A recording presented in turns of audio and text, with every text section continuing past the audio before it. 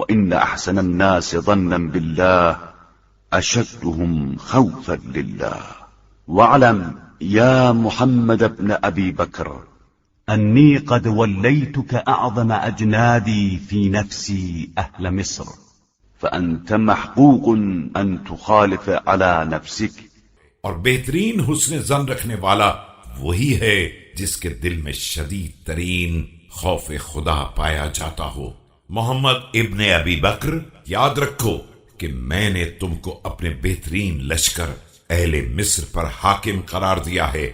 اب تم سے مطالبہ یہ ہے کہ اپنے نفس کی مخالفت کرنا، وأن تنافع عن دينك ولو لم يكن لك إلا ساعة من الدهر، ولا تسخط الله برضا أحد من خلقه، فإن في الله خلفا من غيره وليس من الله خلف في غيره۔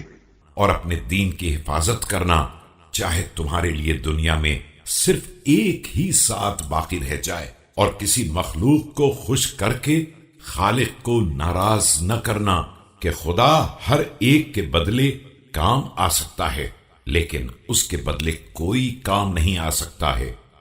صل الصلاة لوقتها الموقت لها، ولا تعجل وقتها لفراغ، ولا تؤخرها عن وقتها لاشتغال، واعلم أن كل شيء من عملك تبع لصلاتك۔ نماز اس کے مقرر اوقات میں ادا کرنا، نہ ایسا ہو کہ فرصت حاصل کرنے کے لیے پہلے ادا کر لو، اور نہ ایسا ہو کہ مشغولیت کی بنا پر تاخیر کر دو۔ یاد رکھو کہ تمہارے ہر عمل کو نماز کا پابند ہونا چاہیے۔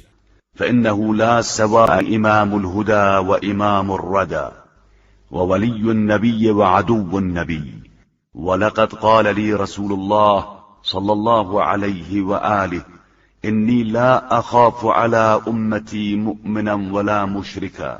یاد رکھو کہ امام ہدایت اور پیشوائے ہلاکت ایک جیسے نہیں ہو سکتے ہیں۔ نبی کا دوست اور دشمن یکساں نہیں ہوتا۔ رسول اکرم صلی اللہ علیہ وآلہ وسلم نے خود مجھ سے فرمایا ہے کہ میں اپنی امت کے بارے میں نہ کسی مومن سے خوفزدہ ہوں اور نہ مشرک سے۔